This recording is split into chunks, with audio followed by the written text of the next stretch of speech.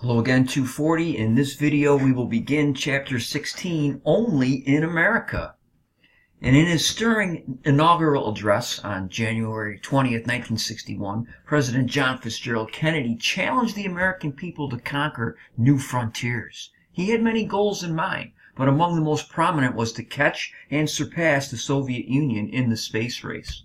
The early success of the Soviet Union in placing a small satellite into orbit around the Earth in 1957 was deeply disturbing to the American people because every time Sputnik crossed the United States, it was visible at night. It was about the size of a basketball.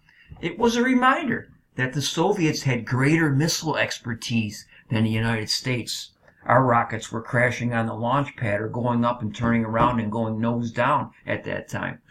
The United States had also fallen behind the Soviets in international sports competition, as evidenced by the medal count at the 1956 and 1960 Olympics.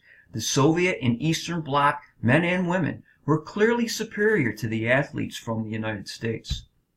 Early in his administration, Kennedy urged the American people to exercise regularly and to get into better physical condition. The president's implicit message was that the American people had gone soft, a condition not acceptable at a time when the nation was confronted by a resolute Soviet Union. Kennedy encouraged efforts by a presidential advisory committee to improve physical fitness as part of his Cold War strategy. His own family set an example by engaging in aggressive co-ed touch football games that the press covered as if they were postseason bowl games. Several of Kennedy's cabinet members responded to the fitness challenge and participated in highly publicized 50-mile fitness walks.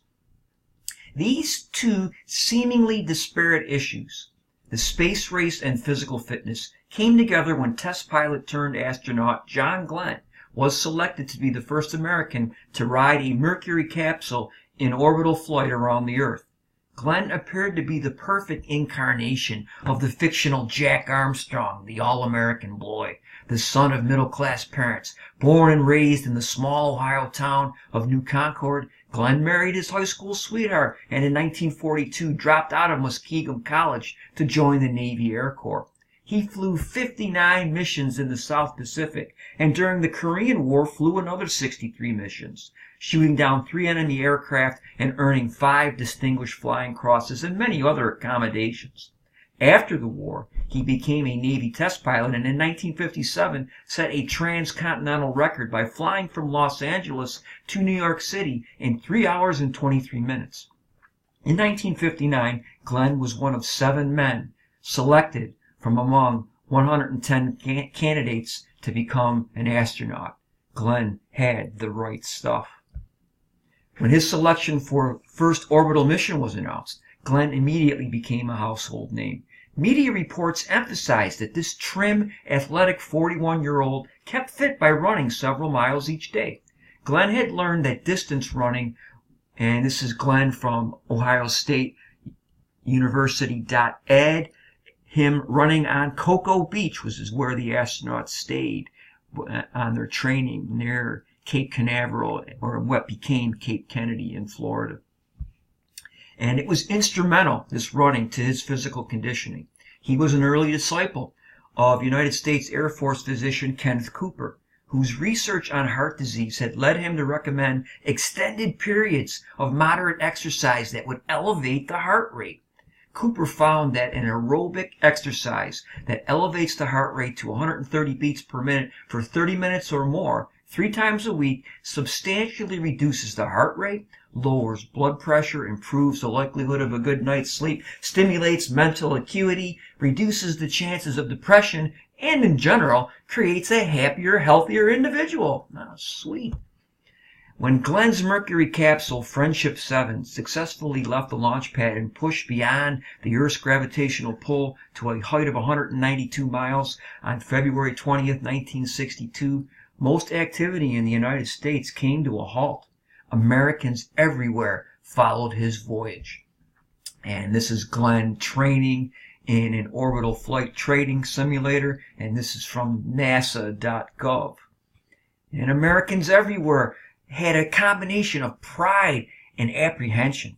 With all three national television networks, ABC, CBS, and NBC, covering the event, the American people collectively held their breath through the dicey liftoff and listened intently as Glenn chatted with Mission Control in Houston from outer space and calmly took over flying the capsule when a computer failed. After making 3 orbits of the Earth and spending nearly 5 hours aloft, Friendship 7 returned to Earth, splashing down right on target in the Atlantic Ocean. When the National Aeronautics and Space Administration announced that a Navy ship had picked up Glenn safely and sound, the American people exulted. Because Glenn's life was thought to be endangered due to a loose heat shield designed to prevent incineration during re-entry into the Earth's atmosphere, his mission seemed even more heroic. Safely back on Earth, Glenn resumed his daily runs, and millions of Americans joined in. All across America, men and women took to the roads to enjoy the same health benefits that John Glenn and his fellow astronauts had achieved from aerobic exercise. Jogging, as well as serious distance running, became a national craze. In 1968, Cooper's book Aerobics hit market, and it became an instant bestseller. In this and several subsequent books, Cooper explained that running was only one means of achieving good cardiovascular results, which could be accomplished by other activities, such as swimming, squash, which is a type of racket game, racquetball, another one, aerobic dancing, even speed walking. Conventional wisdom now indicated that an active lifestyle that included vigorous physical activity was essential to good health. If an adult had run through the city streets several miles each day during the 1950s, he would have been laughed out of town as some kind of nut, unless you were Tom Butler from Tonawanda, New York, who was training in 1958 and 59 for his football career with Tonawanda High School. And in 1959, Butler was observed by the Tonawanda News running through the streets of the city of Tonawanda on his way to an all-Western New York season in 1959. Now, by the late 1960s, the streets and byways of America were filled with runners. And we'll pick up there in the triumph of the swoosh.